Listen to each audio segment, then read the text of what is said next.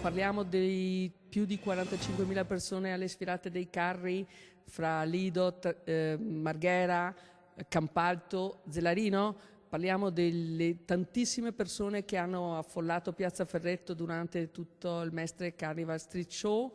Parliamo di tutto quello che è avvenuto a Venezia. Parliamo più di 500.000 di persone che hanno fruito dei nostri eventi organizzati per Carnevale. Parliamo di un indotto stimato di 65 milioni di euro rispetto ai 210 che fanno i carnevali italiani, quindi Venezia si attesta a un terzo dell'indotto nazionale per quanto riguarda il carnevale.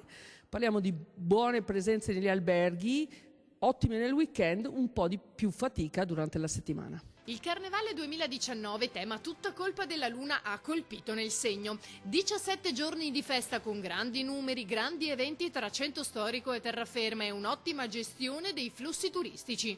Ci eravamo presi un impegno, avevamo fatto delle promesse, credo che siano state ampiamente mantenute grazie al lavoro di tutti. Le forze in campo sono state tante.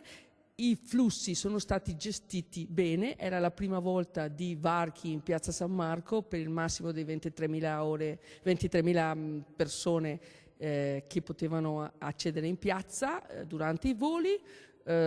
Carnareggio, la festa veneziana molto bene sia alla sera che il giorno dopo per la Pantegana. La sperimentazione prosegue ed è andata bene.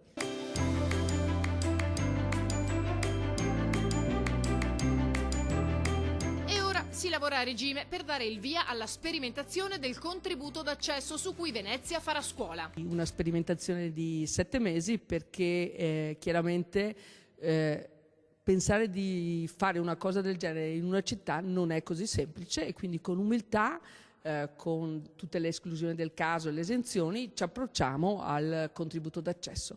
È chiaro che non sarà un lavoro semplice, che richiederà anche qui l'impegno di tutti, però man mano le sfide che si affrontano si centrano anche.